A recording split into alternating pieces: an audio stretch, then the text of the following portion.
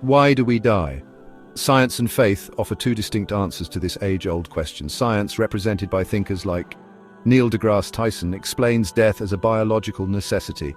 Cells age, systems fail, and life ends to make way for new generations. It's the logical conclusion of our organic design, a process that ensures the evolution of life. Islam, on the other hand, sees death as a divinely ordained transition, a certainty for every soul, as the Qur'an states. Every soul will taste death. Here, death is not just a biological event, but a purposeful passage, part of a greater cosmic plan. Science gives us the mechanics, Islam gives us the meaning. These perspectives aren't in conflict. They're two lenses on the same reality. We can accept the scientific explanation of aging and death, while also believing in the spiritual reality Islam describes. The body's programmed end, as science tells us, is itself an act of divine wisdom in Islamic thought. Science observes the physical. Islam reveals the purpose. One explains the process, the other the reason. Holding both views enriches our understanding of life and death. The conversation isn't about choosing sides, but about seeing the full picture. Through both science and faith, we find a profound complementary truth about our mortality. Science defines death as the irreversible end of all biological functions.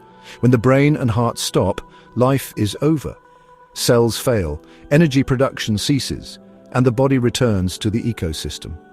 Islam, however, sees death as the soul's separation from the body, a moment described in the Qur'an as angels retrieving the soul. This is not annihilation, but the start of Barzakh, an intermediate realm before resurrection. In Barzakh, the soul experiences a preview of its ultimate fate, shaped by its deeds. Science sees a period at the end of a sentence. Islam sees a comma before the next chapter. The Prophet Muhammad described the grave as either a garden of paradise or a pit of hell, showing that consciousness continues. Science describes the fate of the body. Islam describes the journey of the soul. One is material, the other spiritual. For Muslims, death marks the end of the worldly test and the beginning of a new journey. These definitions don't cancel each other, they describe different dimensions of the same event. Science and Islam offer parallel truths, the end of the body and the transformation of the soul. Both perspectives deepen our understanding of what it means to die. Together they reveal death as both an end and a beginning. Aging scientifically is the gradual accumulation of cellular damage. DNA breaks down, telomeres shorten, and our bodies weaken. Evolutionarily, this ensures older generations make way for the new. Islam frames this process as Sunnatullah, the natural law set by the Creator. The Qur'an describes our journey from weakness to strength and back to weakness, mirroring scientific observations. Science explains the mechanics. Islam provides the context. The decline of the body is not a flaw, but a deliberate design, reminding us of life's temporary nature. Both perspectives see aging as inevitable. Science details the how, Islam explains the why. Our physical decline is a signpost, urging reflection and preparation for what comes next. In both views, aging is a reminder of our fragility and the finite nature of life. The quest to conquer death drives much of modern science, cryogenics, genetic engineering, and more. This pursuit treats death as a technical problem to solve. Islam, however, sees earthly immortality as misunderstanding life's purpose.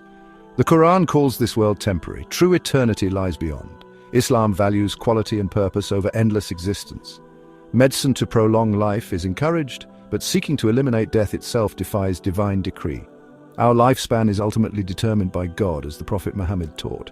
More life isn't always better. What matters is how we use our time. The temporality of life gives it urgency and meaning. The real goal is not to live forever here, but to live well and prepare for the hereafter. Science doesn't assign purpose to life, it simply describes what is. From a scientific view, life's purpose is survival and reproduction, a fleeting moment in a vast universe. Islam, however, declares our purpose. I did not create jinn and humans except to worship me. Worship, or Ibadah, is more than rituals. It's living with gratitude, justice, and compassion. Every action done with the right intention becomes worship. Life is a divinely granted opportunity to know and serve the Creator. Science describes the mechanics. Islam prescribes the meaning. Death is not the end, but the submission of our life's work for judgment. The scientific view is descriptive. The Islamic view is prescriptive. Both perspectives shape how we see our place in the universe. The search for purpose is universal. Science explains the search. Faith provides the answer. Imagine science extends human life to 150 or 200 years. Secular concerns would focus on resources, careers, and social structure. Islam sees a longer life as a longer test, more time for deeds, good or bad. The Prophet Muhammad said the best person is one who lives long and does good. The worst, one who lives long and does evil. More time means greater responsibility and accountability. A longer life is both a blessing and a trial. Science worries about logistics. Islam emphasizes spiritual implications. The key question becomes, how do we use our extra years? Time is a trust from God. The longer the loan, the greater the accounting. Ultimately, both science and Islam agree.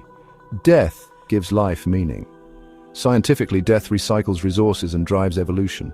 Without death, life would stagnate. The finality of life makes every moment precious. Islam teaches that death is the deadline for our test, motivating us to seek purpose and do good. The Qur'an reminds us, every soul will taste death.